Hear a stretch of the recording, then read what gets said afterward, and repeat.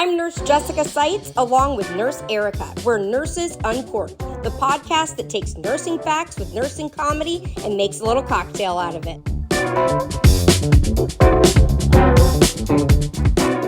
Hi guys, welcome back to another episode of Nurses Uncorked with myself, Nurse Erica, and my lovely co-host, Nurse Jessica Seitz.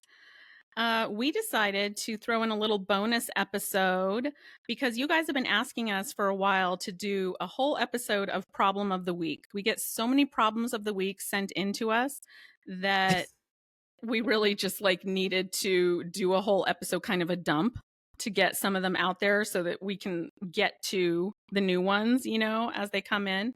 You can still keep sending us your problems of the week to nursesuncorked at nursesuncorked.com.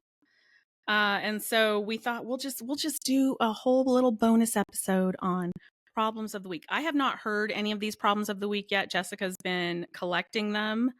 So before we get started, though, Jessica has a cocktail of the week for us. What are we drinking? I do. This is so difficult. So what you do is you take my favorite wine, which is Beyer Ranch Chardonnay, okay? You open it, okay? And then what you're going to do is you're going to pour it in a glass and drink it, okay? It's really hard, difficult, pour to taste, or depending on how shitty of a day you've had at work, you might pour a little, you might pour a lot, I don't know.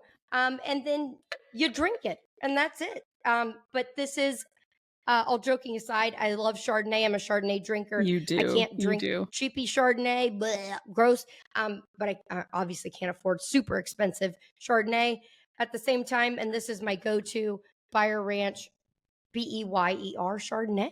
Sponsor us. We'll tag them in the description. I am still drinking actually a second White Russian because go Lebowski. Big Lebowski, the dude abides.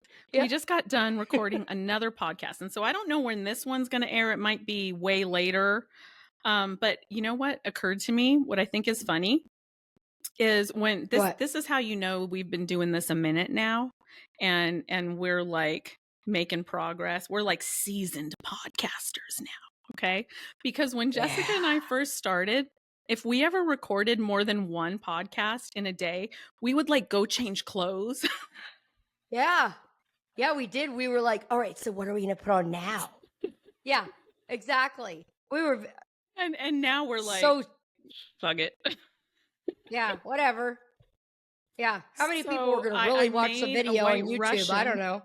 Yeah, I made a White Russian as the cocktail of, although you should subscribe to us on our YouTube. I made a White Russian on the cocktail of the week. Our faces, our beautiful faces, and my facial expressions, then subscribe to our YouTube. Okay, wait, please. But can we also talk about how we're getting ready to go on NurseCon, the Nurse Blake cruise, which this might air way after the cruise. I don't know. But Jessica's planning her suitcases size around how many bottles of Chardonnay she can sneak in. Do you want to hear an idea that I had?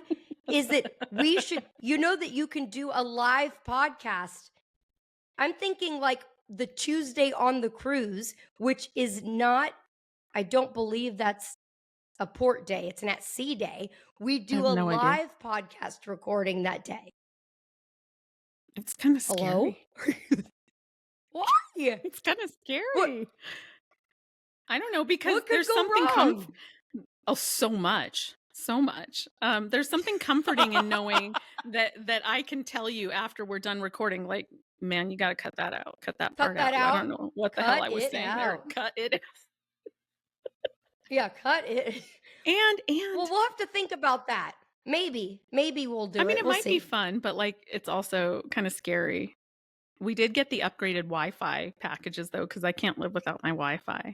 So we should be able to pull that off. Although you let me go live with you on TikTok live one time, which was the whole basis of one of our podcasts. That was so fun though. That was so fun. Jessica made me get the really expensive drink package.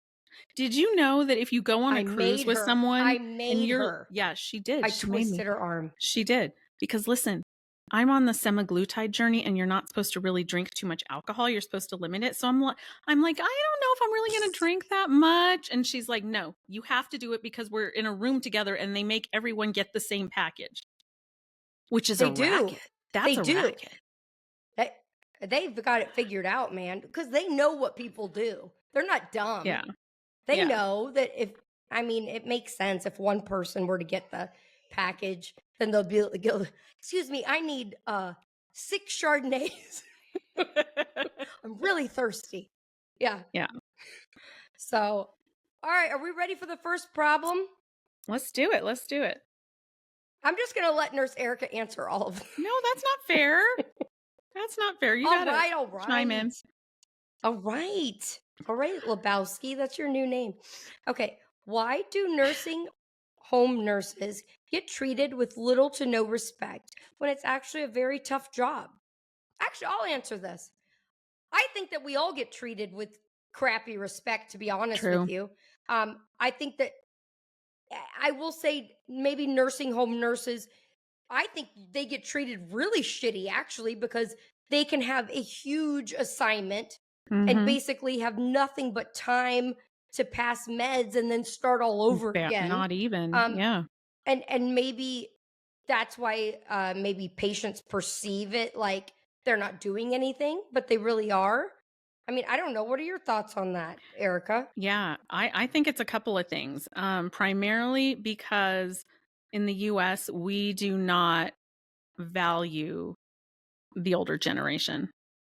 We just, That's people reach a horrible. certain age, they start to get confused.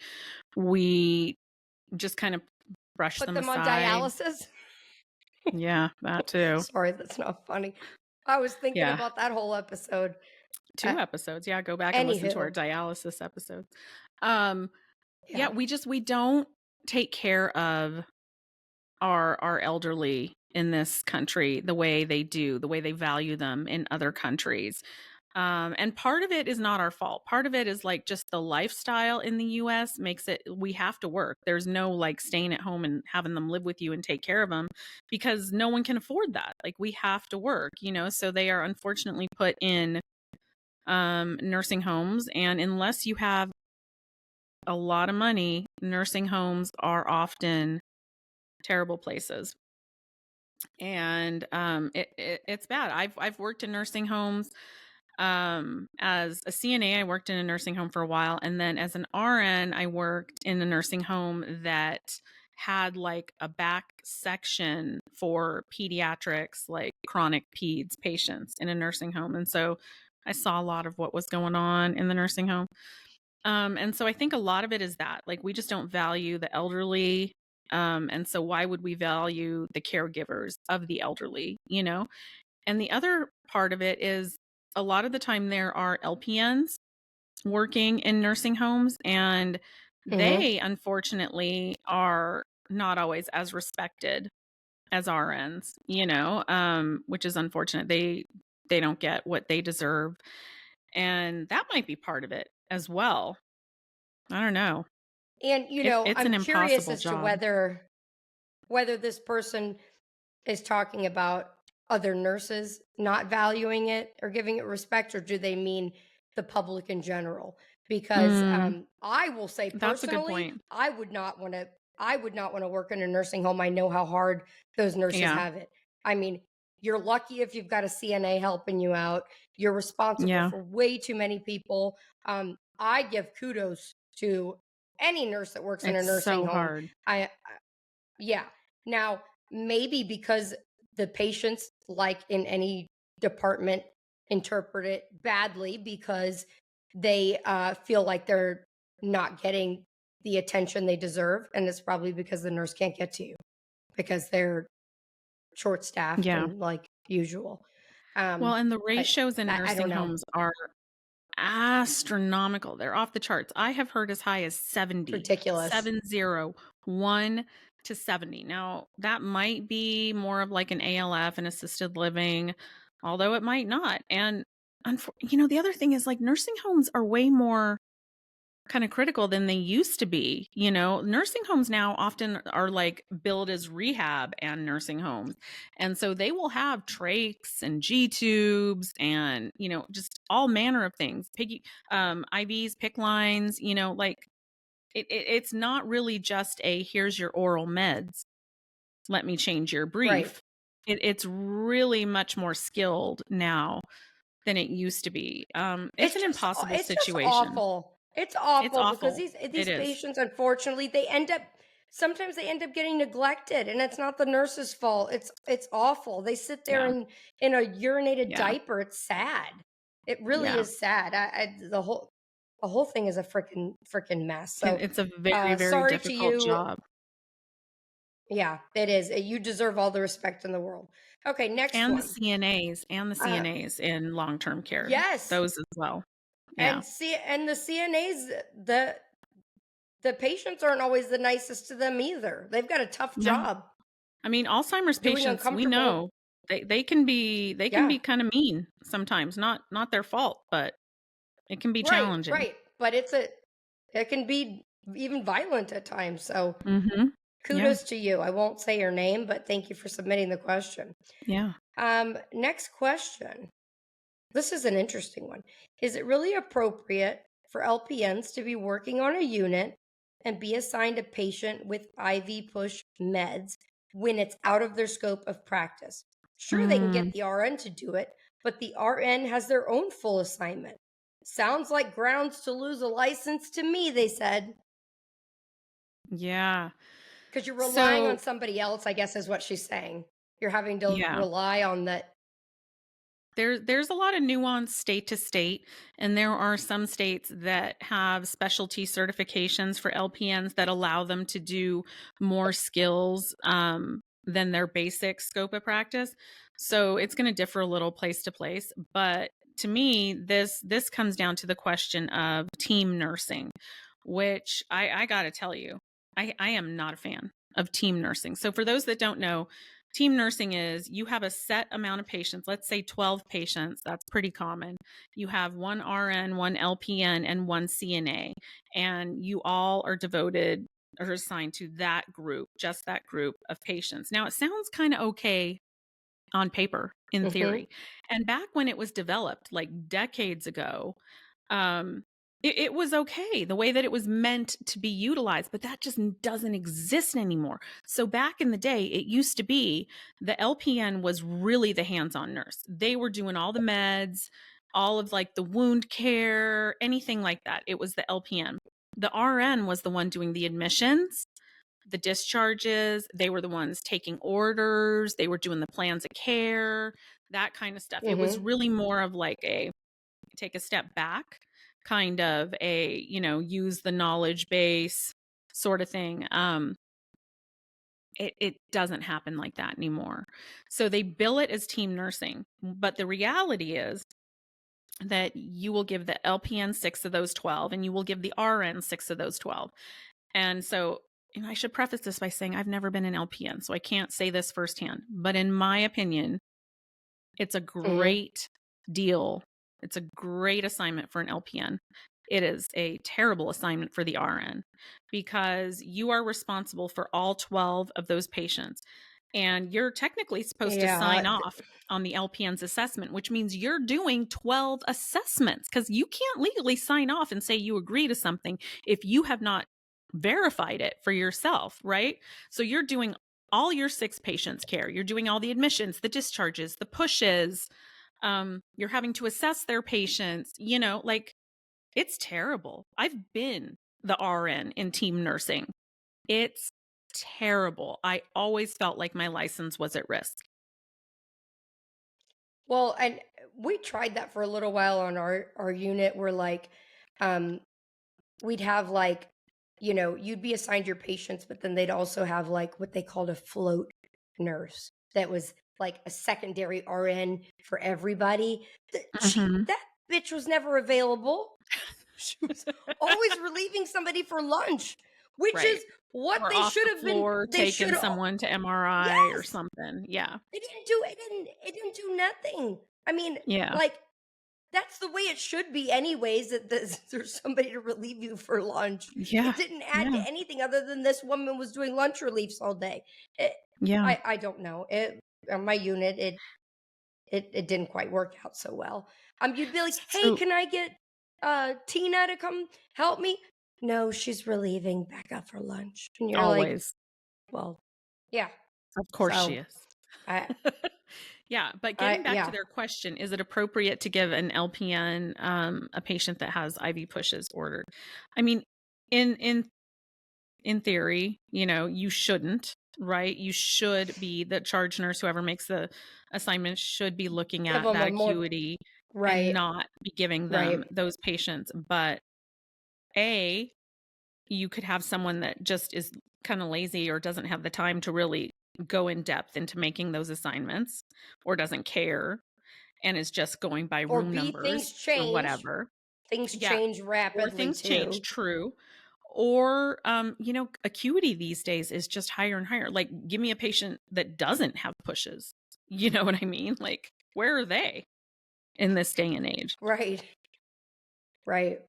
And a lot Yeah. of states, though, there's our LPNs can get licensed and take some extra courses. They can get like I actually IV just did my certifications. CEUs. Yes, they can actually get IV medication administration Mhm. training. I don't know if all states allow that, but No, not all. And there's still limitations. yeah, Like they but some of them can't do. do everything. But yeah. Right. So, you're a big advocate on getting extra credentialing when you can, right? I am. Get certified in your specialty, nurses. Get certified in your specialty. Yeah. All right, let's see next. Do I want to throw in let's see. Okay. This is just a joke question, but I'm going to throw it in for humor. What makes Okay. it easier to put what makes it easier to put your long pants on but harder to take them off? This is the kind of crap I get What? on my page. Maybe Someone you're really tired sent when that you're taking question off. in? Yes. Yeah. Maybe you're tired when you're taking your pants back off. That's how I answer that. So it's easier to put them on, but then at the end of the day, you're done. I know who this person is that sent that question, and so that's Really? why I You know what went I ahead. do? Yeah. This is so bad. Like when I go to bed, I'm so exhausted. I really should be more structured about going to bed at like a normal time instead of vegging on the couch. But when I drag my ass to bed, I I'm know. so tired that I will go in the bathroom. This is TMI.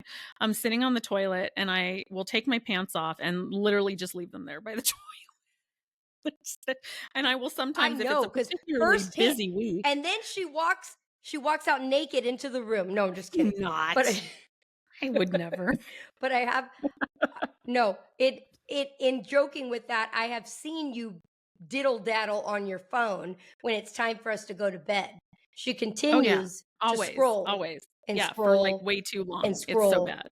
Yeah, And she's so it's really bad. serious with her reading glasses on and the Yeah. light, and you can see her over there in the corner. All the lights are off and she's analyzing. Yeah. And Jessica's still trying I to like can't say be anything. funny and make jokes with me, and I'm like, go to sleep. I'm trying to catch up on. I know. She's like, shut up. All right. Here's the next one. Have you heard of or worked with the nursing model? 6-to-1 patient ratio with one CNA and a virtual nurse who Oh. had who knows how many patients. The hospital I work Oh. at is trying to transition. One unit has Mhm. started it already, and report is disastrous. Yeah, I have not. I have not been a part personally. of this. Yeah, I I have not. I can't but say with firsthand. today's day and age, with computer technology and Mhm. virtual nurses, I can see hospitals pushing this more and more. Oh, they are. They are. Seriously. There's a lot of Yeah. hospitals, big healthcare systems that are doing this. Again, not a fan. I think it's a fundamentally terrible idea. I have heard maybe from 3, I get a lot of people reaching out to me about this. I've heard maybe from 3 nurses ever that thought it was a good thing, that, thought it was helpful and positive. The vast majority are like, this is a waste of time because they can't see anything. They can't do a proper assessment. They're constantly calling us and interrupting us when we're in the middle of something else. So it's really just adding work onto our plate. Like, stop what you're doing and go to this room. Right. The only way I can I see could it see really that. being kind of helpful is I think they can witness consents in sometimes you need like a cosigner or something. That might be helpful because there's not another nurse around. Or they could maybe do the admission history, or the discharge instructions. Like, I think discharge instructions would be good. That would be okay. But like, even the admission history, you then theoretically should call the nurse afterwards if you're the virtual nurse and say, hey, by the way, they have a history of XYZ, because the nurse needs to know that, you know? So it's still kind of like interrupting the flow of everything. I think it's a terrible. And And imagine. I think the frustrating part is if they had a virtual nurse that was just there specifically to add an extra set of eyes, it would be one thing. But they're doing Right. this so that the nurse can take on more. And that's where the problem lies. To get Is they're out, trying to to get get the nurse on the away with floor. not having more nurses at the bedside. Yeah, Right. absolutely. It's a cost Right. saving thing, because those virtual nurses are not given just 4 patients or whatever. They're given like the whole damn unit or 30 patients or something crazy. So they're absolutely doing it to get away with using less nurses and to save money. That's it. But can you imagine, like, somebody goes outside of their visual site and they've got to keep contacting the nurse? Mr. Smith in 303, I can't see him right now. He moved too far to the right. Yeah. Can you go I in would be there? pissed. Because I can't. I'm on. It's like getting Yeah, the constant call I from the would too. tele monitor tech that's on a different floor. Like, 405 isn't showing on the monitor. Well, that's because 405 is taking a shower or whatever, Yeah, like, Right. stop interrupting Right. me. Stop. You're not helping anything. So I don't know. Unless it's set up the optimal way, in my opinion, I think it could be very frustrating and not ideally helpful. But if it was set up right and the nurse has the appropriate patient assignment and it's an extra set of eyes, sure, I think it could be great. It just depends on probably where your facility is and how they're utilizing this virtual nurse, I guess. Well, and imagine how it Yeah. would feel as the patient in the bed, There was a video about that recently going around of a patient that was like, I was just laying there alone, minding my own business, and all of a sudden this nurse came on the TV screen out of nowhere talking to me, and it freaked me out. Well, yeah, that would freak me out too. Yeah, And then I they're would like, wonder about have they the been whole like watching me? patient, Yeah. the patient privacy aspect. Like, can they see me when I don't see them? Because I think they can in some cases. That's terrible. Like, God forbid you Probably. just want to like scratch your ass or something, and they're like watching you when you think you're alone. That's terrible.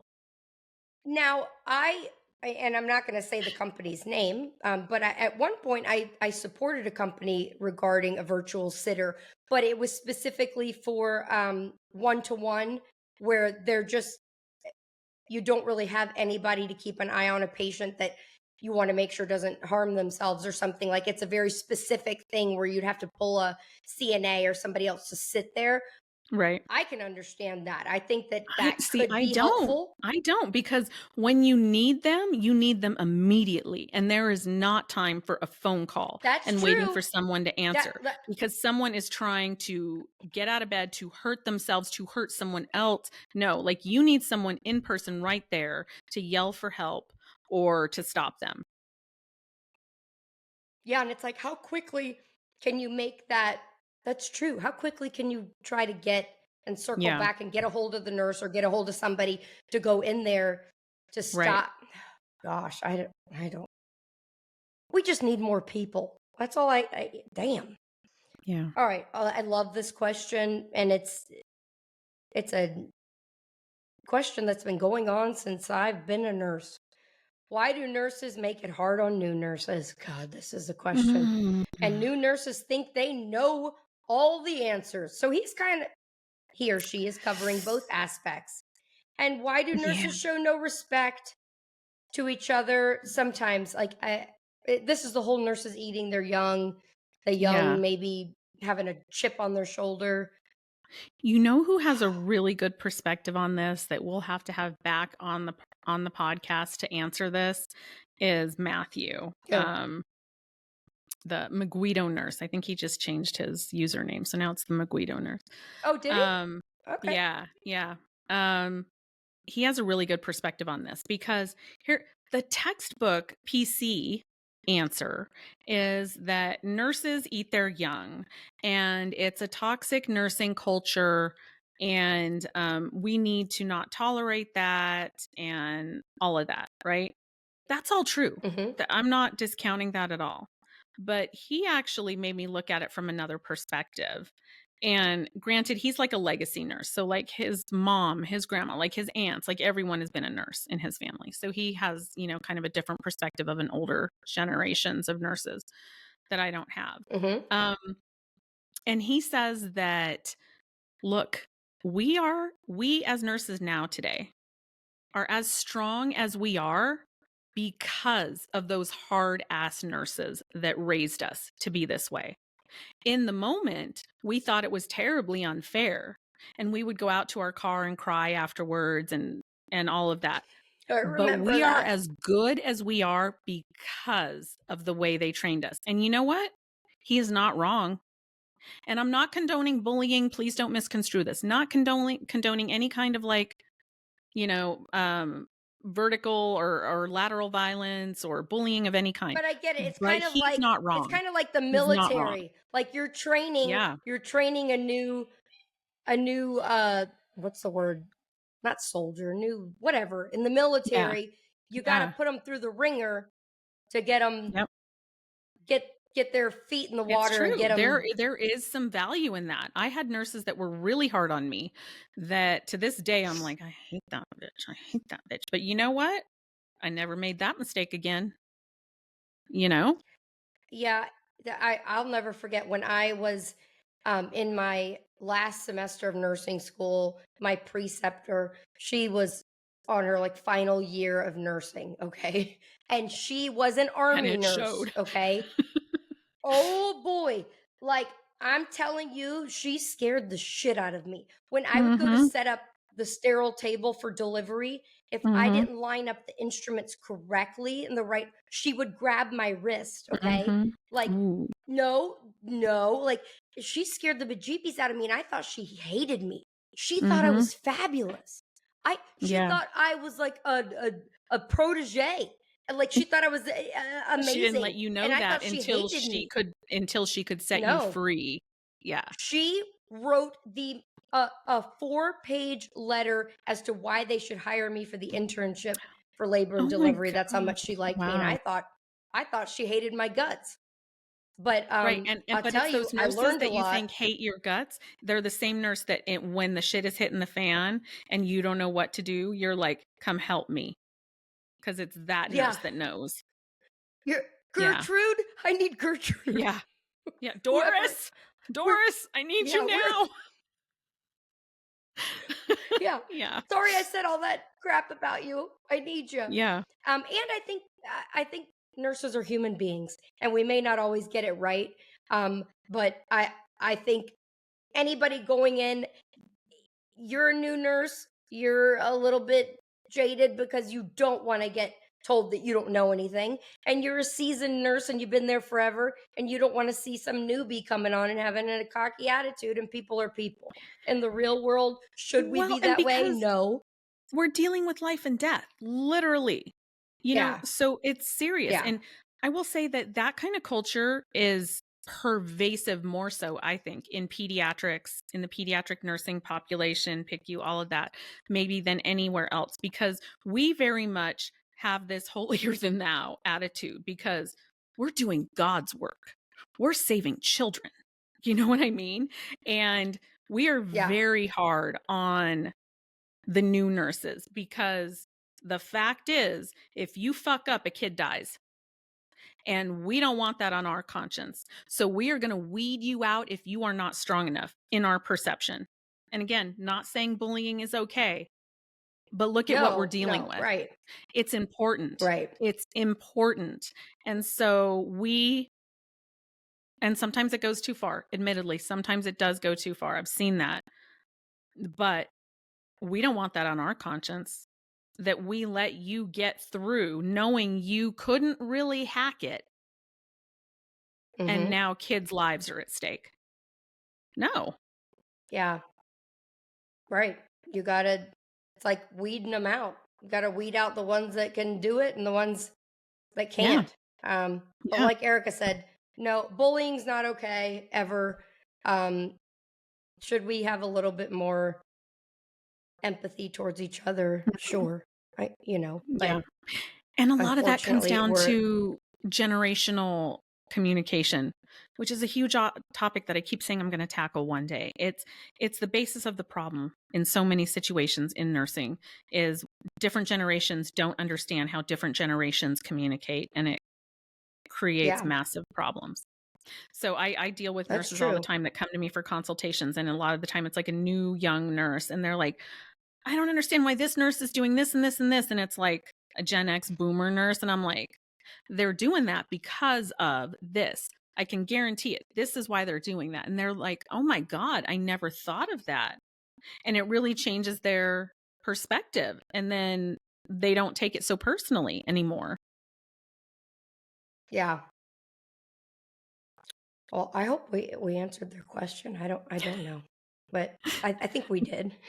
Okay. All right, moving on to the next, as we take a sip of our beverage, the next lovely contestant on Nurses Uncorked. Yeah, says, why do hospitals refuse to hire any nurse who has been off the floor? We've talked about this before, for more than a year. Have been a nurse for 7 years, went to outpatient now. They state they won't hire me because I've been off the floor for more than a year. So you can't be really that short on staff. It's not like we lose our knowledge and skills. I think that's bullshit, to be honest with you. That's really common. I'm just saying, I mean, if nurses were a plethora right now, I'd say, okay, be picky. You got a million, but right. Come on. Yeah, especially it's silly. 1 year. I agree. I think it's you a do lie. lose. I You think it's do a big, lose a fat little lie. bit of your skills, though. You do. Like, we don't want to admit it, but you do. And there is a little bit. You do, but would you rather have a nurse that had 7 years of bedside experience or Right. a brand new grad to hire Right. back? Yeah. The problem is I'm they just don't know. saying. I've talked about this before. They don't know how to orient them. And so we are, as managers, only allotted like X amount of new grad positions per year, per fiscal, year, quarter, whatever. And then we're allotted X amount of like experienced nurse positions. And so those nurses only get 1 or 2 weeks of orientation. But then you get this outlier that's an experienced nurse that hasn't been bedside in a prolonged period of time.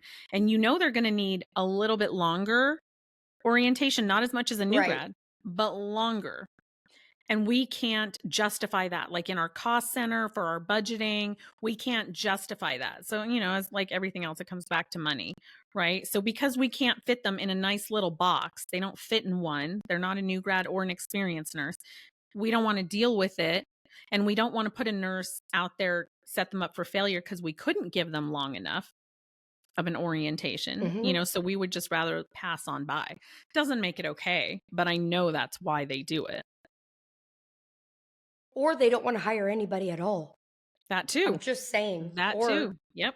That's absolutely true. Or it true. might not just it might not just be you. It might be the nurse they're telling everybody they don't, for whatever reason, we've already filled the position. Who knows? I mean, but I would say, in my opinion, if we're that short-staffed and I was the manager, I'll give you a few weeks to shadow somebody. It's better than not getting anybody. I mean, you would think. I don't know why they're doing that, other than only thing I can think of is what Erica said. They just can't. They don't have the time or the patience to figure it out, how to fit you into this box, or they're not hiring anybody and they're just making up lies. Yeah. I don't know. Anywho, that sucks. But I'm sure there's somewhere that'll hire this person. There's got to be. I mean, For sure. I would hope You'll so. get hired somewhere. Oh God, this question, I don't know if there's an answer. Why do hospitals work nurses to death? Call them on their days off and demand an answer of why they say no. I want to know the answer to this too, Erica.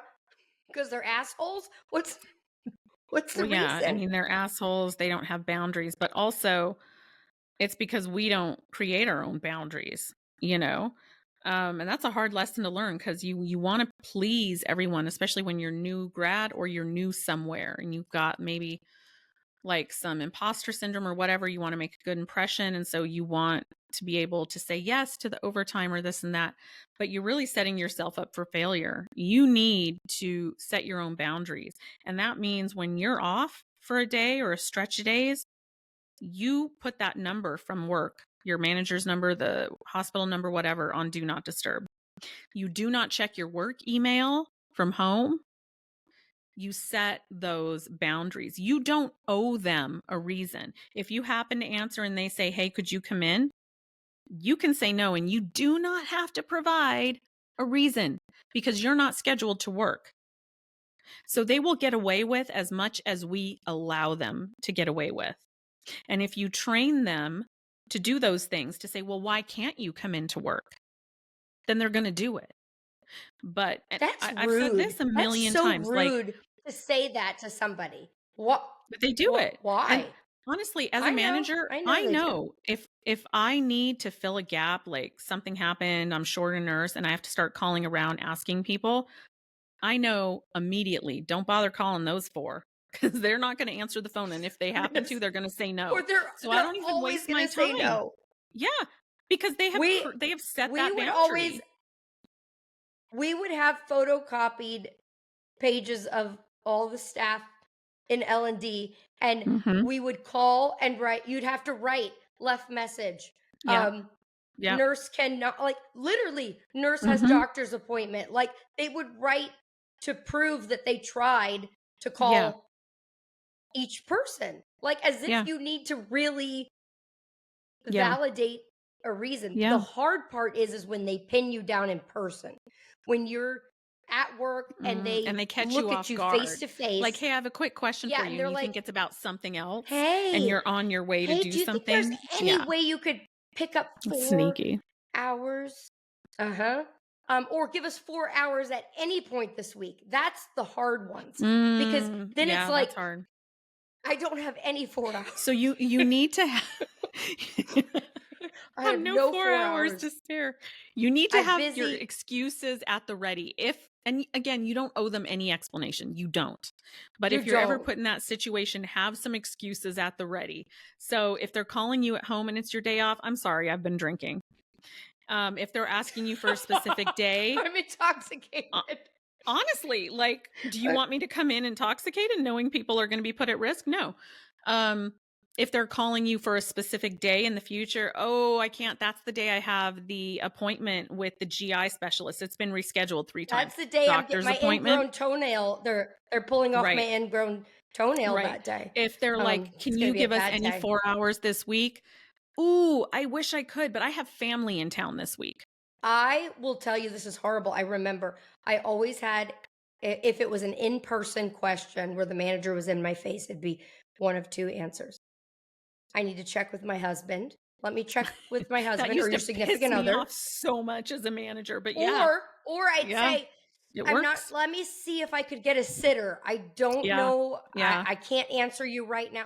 But I'm saying, if you're uncomfortable just being blatant and saying, no, I don't want to come in extra. Like, because some people, there's nothing wrong with that. It's hard to be that direct, and you don't want to tick off your But manager. Once you do it, it's so empowering. You set that boundary. But I can't say that I always did it. Like, my go-to excuse, whether or not it was true, was I can't, my kids have dance, which was probably true most of the time. But like, nope, they have a dance competition. I can't. What about the units, though, that make you do mandatory? I hate that. You signed on to be a full-time 36-hour-a-week nurse, and then all of a sudden the unit is so short, everybody has to pick up 2 4-hour call shifts or one Yeah. 8-hour. Oh, I used to hate But that. a lot of states have, not a lot, some states have laws against that, but nurses never know that because they don't bother to check, right? They just believe that the hospital can mandate them. And sometimes they can, but not always. So you need to always check your own individual state overtime laws. And I didn't check. I would pray that the nurses that were like those money hungry ones would sign up Yeah. first and there'd be Yeah. nothing left. I'd be like, Yeah. oh, please, please, please, please let the usuals take up the spots. And Right. so that then we don't have to fill it. Because if there were Right. still spots and you hadn't, no, you had to. I mean, Yeah. and you know what? I would have never thought back in the day to check and see if they could actually do that to me. I don't know. Yeah. I still don't really know. Yeah. It's different In state Florida, to I'm state. assuming you probably can. Florida's always Probably. messed up. Yeah. Yeah. For I real. heard you do a video the other day. You're like, why is it always Florida? It's always I freaking don't- Florida. Why is it always Florida? I don't know. And Something's then I wrong get with people us here. hating on me. Why are you always picking on Florida? I'm not picking on Florida. Florida's picking on Florida. I'm just telling I you don't know. what's Maybe going the on. humidity or something has gotten to our brains. I don't know. All right, we're gonna do one last question, Erica. Okay. Why? Oh, sorry. I was about to do the same one we just did. Okay. How do you deal with an uncontrolled student nurse who is defiant and lies? I feel like this is almost like an easy answer, but Mm.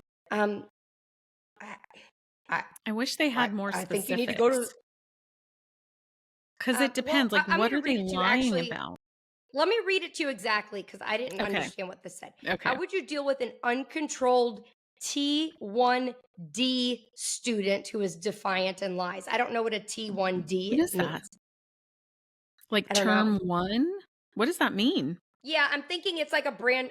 I'm assuming it means like a brand new I've never heard student that term nurse, like their before. first. Okay. I haven't either. That's why I kind of omitted it, but I think that's what they mean. So, anywho, I think this would be an easy answer. Would be first of all, their instructor, their nursing instructor, Yeah. right? I recently had a nurse educator reach out to me actually and sent me some correspondence between her and a nursing student that was appalling. It was shocking to me how poorly the student spoke to the professor, the educator, was so disrespectful and basically was like, you have to let me do my clinical because you are making the clinical so far away that I have to drive 50 miles and it's not my fault if I was late. And they were late repeatedly and kept missing clinicals. And the instructor was like, no, per the policy, as I've told you repeatedly, you have already missed XYZ. And the student was just so rude and unprofessional. And I was appalled because I'm like, had I done that at any point as Oh a my nursing student, gosh. I would have been kicked out. Like there would not have even been a second chance. So I don't know if things have changed. Or it was just that specific school. I don't know, but I always tell nursing students this, like, you got to get through nursing school. There are some battles you can fight and some that you can't. You're not going to win the battle in nursing school 99% of the time. You got to get through it. And if that means that you have to deal with not so great educators sometimes, or you have to kiss a little ass, then you do that. You do that because you have a goal in mind, right? And that sucks. I know it sucks. I just want to say, like, just like we were saying earlier, people are people. Like we were talking about nurses eating their young, and we're human beings. Nursing students also can vary in personalities. I've had some nursing students that I've taken Very on much. that want to learn and absorb every amount of information. Yeah, and then I've had some that Yep. don't want to partake and they want to sit there in a chair Mhm. and not do anything and Yeah. get their hours that they have to get, and Right. they don't want to help. So you've got one that's defiant and you're asking them, let's say, for example, something basic. Hey, can you go do vitals on blah, blah, blah? And they're like, I know how to do that already. Like, do you see what I'm saying? Yeah. And then you go Yeah. to the instructor and you're saying, your student did this. And then they lie and they say, that is not true. I went in there and Yeah. that's a big fat lie. I don't Well, know how you would and handle you've that. got to be really That's careful tough. because, state boards of nursing, Nurse Practice Act, like you almost always have an ethical component of your, scope of practice, Nurse Practice Act. There's some kind of section in there about ethics, right? And so if you are lying and they can prove that you're lying, that goes against the code of ethics. So you've got to be really careful because nurses, like it or not, are still held to an extremely high standard where we're not really allowed to be fallible, so don't lie. Don't misrepresent anything, especially if it has to do with a patient. That's a violation of the code of ethics, potentially. Right. So you've got to be really careful. But, nursing students also, they don't know what they don't know, right? And I think sometimes there is an overinflated sense of knowledge. And, we all did it. Do you remember being like, oh, I'm a third semester nursing student. I'm a last semester nursing student. Like no, you don't know shit yet. No. You think you do. I was always scared You think shitless. you do. You don't know shit. I don't know. I was always scared shitless. Seriously, Case in maybe that's point. because of my history of anxiety. Yeah. But I was always But there's a lot of nurses that have that inflated sense of knowledge. Yeah. Because they're like, I'm about to graduate from a BSN program.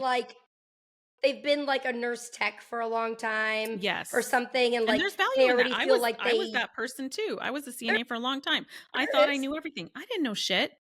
But you don't know that till you know that. And the one that I always come back to is during the Redondavat trial, I was criticized by so many nursing students who were students at that time of the trial that reached out to me that were so hypercritical of me, saying, I can't believe you're defending her. This was so wrong. How could you do that? I've lost all respect for you. Like a lot of nursing students did that.